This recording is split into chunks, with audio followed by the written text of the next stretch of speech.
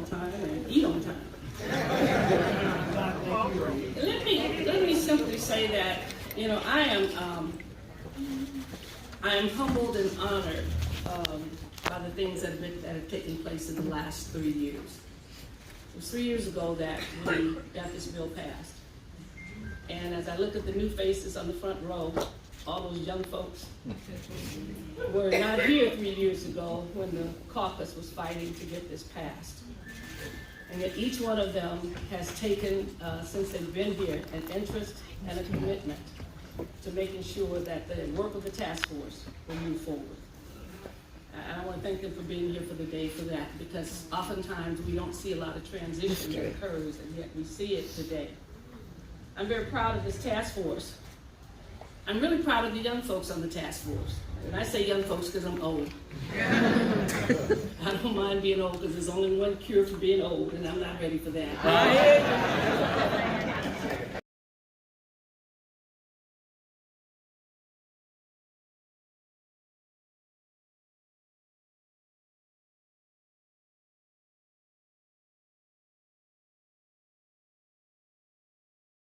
Pular, Fubi, Mandinga, Kisi, Conga, Chamba, Phone, Hausa, Nago, Edo, Calabar, Ibio, Congo, Makwa, Arda, Moko, Dindi, Java, Mina, Ewe, Nupe.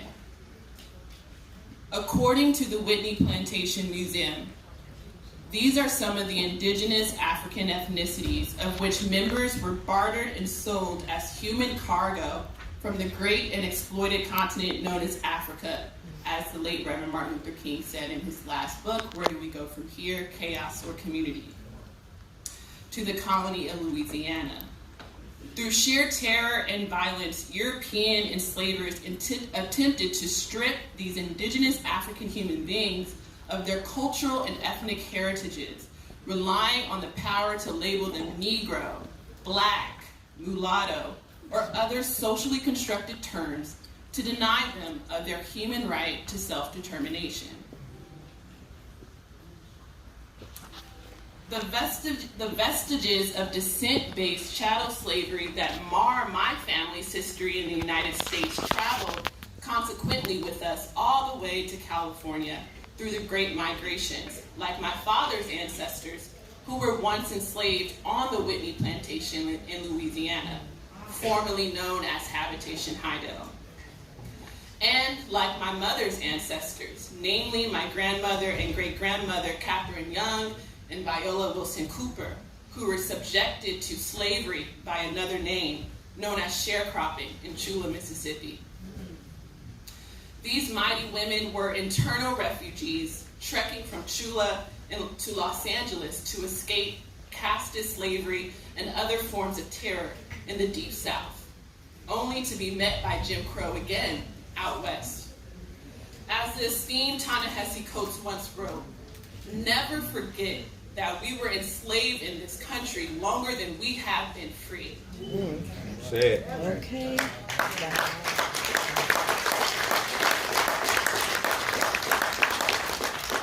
Chattel slavery, sharecropping, convict leasing, de jure and de facto segregation, redlining, educational funding discrepancies, predatory financial practices, unfair labor practices, chronic unemployment, medical experimentation, intellectual property, environmental terror, family separation, police brutality, anti-African American hate crimes, vigilante violence, extrajudicial terror, war on drugs, mass incarceration, unfair sentencing, the school-to-prison pipeline, extreme poverty, homelessness, gentrification, wealth disparity.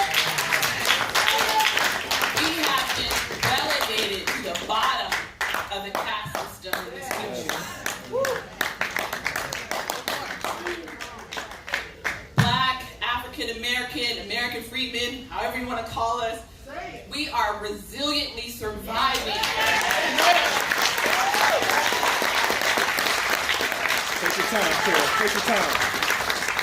We are resiliently surviving the afterlife of descent-based chattel slavery In fact, African Americans have been historically burdened with confronting the aforementioned lingering badges and incidents of slavery without significant government aid or private action, particularly since the broken promise of Reconstruction in this country.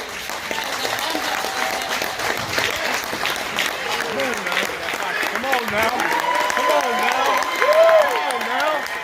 Come on now.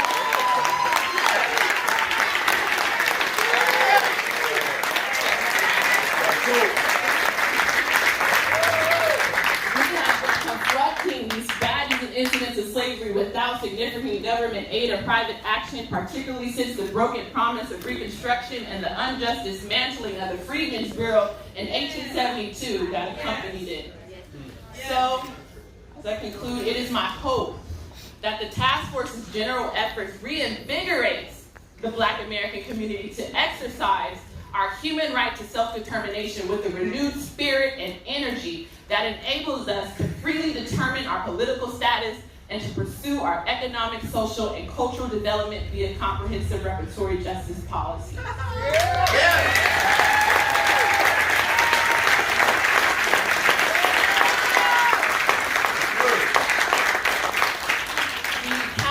Reparations Task Force will sunset in a couple of days, actually during the International Decade for People of African Descent, which is from 2015 to 2024, which was proclaimed by the UN General Assembly. So it is also my hope that the task force general efforts strengthen the movement for global reparatory justice for people of African descent. Lastly, the task force's final report also highlights the unjust treatment in some instances of many groups in California, from Native, Latinx, Asian, and African Black diaspora communities and other marginalized groups. So it is also my hope that the task force general efforts empowers these groups in their respective advocacy and ultimately strengthens the capacity for cross-cultural allyship and movement building. It's been an honor and a privilege, and thank you. That concludes my message. Thank you, Chair.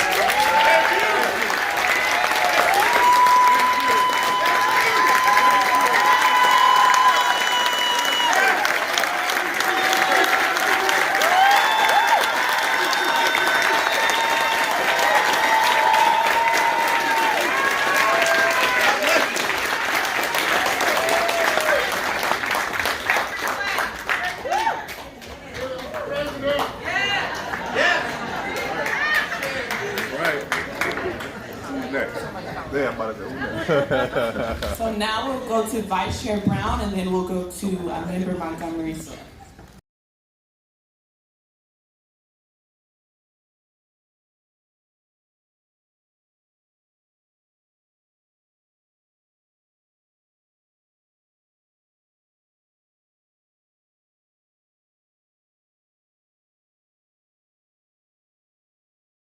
The California Attorney General, and I'm excited, honored, really appreciate the opportunity to be here to, with my presence and with my words, express my gratitude, my excitement, my inspiration about where we are today and where we're going from here. And when I say good morning, I don't mean that as a formality. Today is a good morning. It's a momentous morning. It's a historic morning. It's a morning full of potential and possibility for healing, for change, for transformation, for more justice. And I want to just thank everyone for allowing me to share this moment, this place, and this space with all of you. And I know it's been a long road to get here, and there's still a long road ahead. And please know that we were proud and honored to be on this road with you every step of the way, and we will continue on the road forward as we write the next chapter in reparations in California.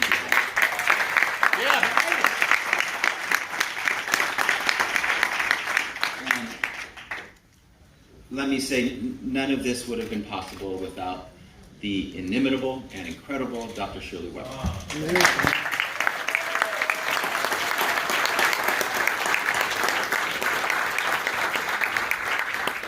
Someone who I know will speak shortly, and I'm very thankful that I got to speak before her instead of after her. I learned long ago never to speak after Dr. Weber, and so I'm following that advice here today.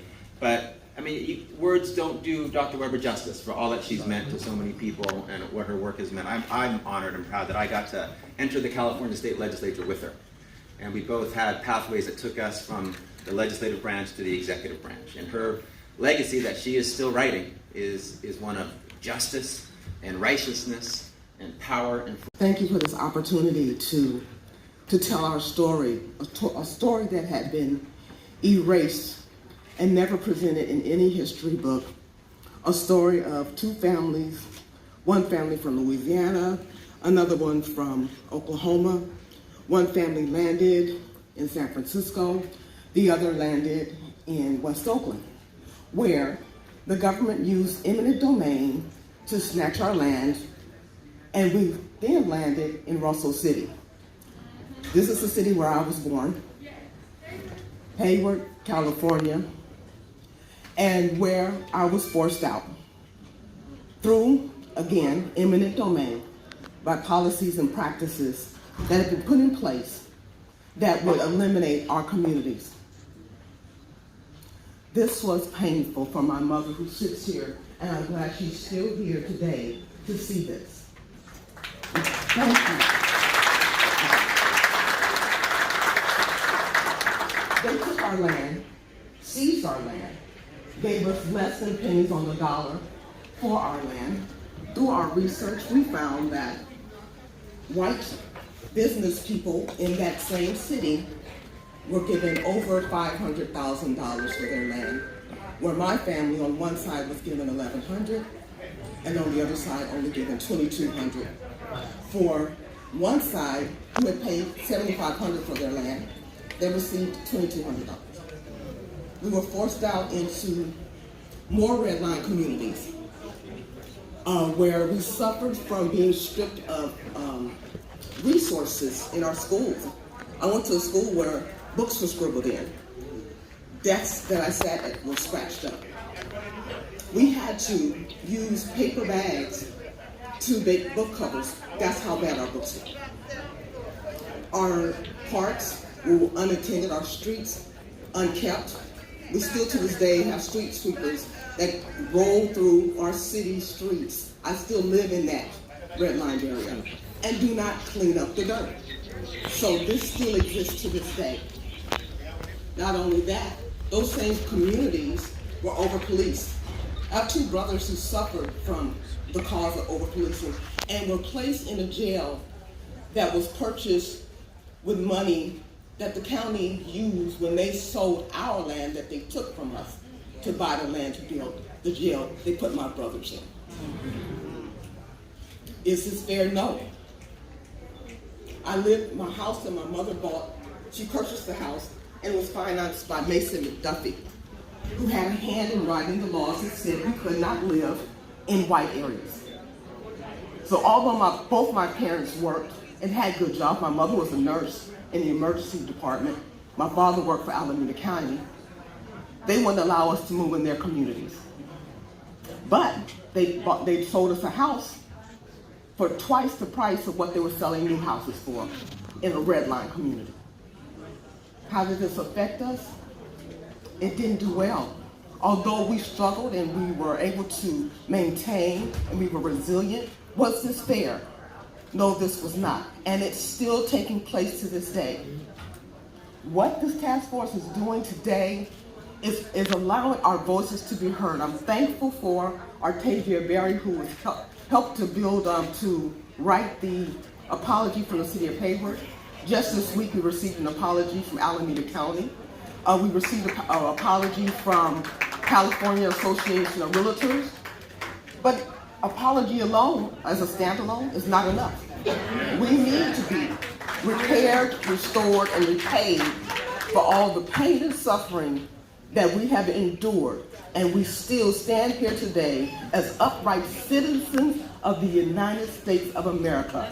And we deserve to be treated just as well as any other community. Today, this is a grandstand for us. We thank you so much for all the work that you're doing. But let's continue on to get repaired, restored, and repaid for the pain that was inflicted upon our community. Thank you so much for this time.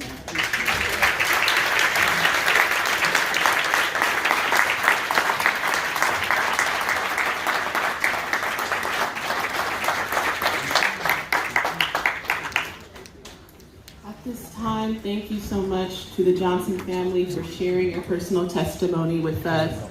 Their story was also covered by NBC Meet the Press as well during the Juneteenth holiday. So if anyone's interested in learning more about their story, please follow Meet the Press on their YouTube. So at this time, I'll ask, is Yvette Porter Moore here? Is the new party. Forget these Democrats and Republicans. We all black and we going for blackness and we gonna go give reparations. Anybody from 1619, first day as a president, will give reparations. Thank There you. no Obamas, ain't no more. Thank We're gonna you so have politicians. Thank you. Thank you for coming out this morning. Okay, next speaker should be Lakeisha Milner. Good morning. Again, I just want to say, as far as reparations, we've already tried this. There's no reason for us to keep proving what has already been proven. Right. There's no reason for you to say, we don't have enough money. Right. We don't have money. So we don't care if we don't have money. Give us we have a debt that needs to be paid. It needs to be paid. Okay, we're still paying taxes. Our people have already worked. They've already given you stuff, and then you wonder, oh, but we're not a part of slavery. Why aren't you a part of slavery? Are you not reaping the benefits? Because we're reaping the benefits of what happened to our people. And it was horrific, and it's still horrific. Thank you. Next speaker, Donnie Brown. Good morning. Good morning. Today is a day of celebration. Today is a day of rejoicing because this has been a task force that has worked hard, a lot of meetings, and I'd like to say to the governor and the assembly members, do not make this political. Do not make this political. Give us our reparations. We have a great proposal, 600 pages of the wrongs. So if you're in this room and you're about reparations, please stand because the world is getting ready to hear us right now. Answer my question. What do we want? Reparations! When? Now! What do we want? Reparations! When? Now! What do we want? Reparations! When? Now! What do we want? Reparations! When? Now! What do we want? Reparations! Thank you. Thank you. All right, next speaker, Pastor Tony Pierce. You may begin. Good morning. Yes, thank you very much. In my hand, I hold a letter of congratulations and appreciations for the hard work of the California African American Blue Ribbon Task Force, including the executive branches of California, namely our governor, Gavin Newsom, the legislatures, especially Senator Bradford and Assemblyman Reggie Jones Sawyer, and our matriarch of this movement, Madam Secretary of State, Dr. Shirley Weber. I want to especially thank each and every one on the California Reparations Task Force. You have all done a tremendous job and service, calling special attention to Madam Chair Camilla Moore and longtime civil rights leader, Vice Chair Dr. Amos Brown. I'm sorry I can't thank each of you personally because you all done so well, especially with the hard work in putting together the economic piece. Thank you, by Pastor. May I have more time? Sorry May I have more time, Chairperson? It is time. Your time's up. In fairness to everyone, but Okay. thank you so much for coming out. Madam We Chair, appreciate I you, want to your submit this comments, letter of and we need appreciation. to move to the next speaker. I can submit this? Thank you. Thank you so much. Yes. Thank you. Next speaker. I am here because Black disabled are never counted.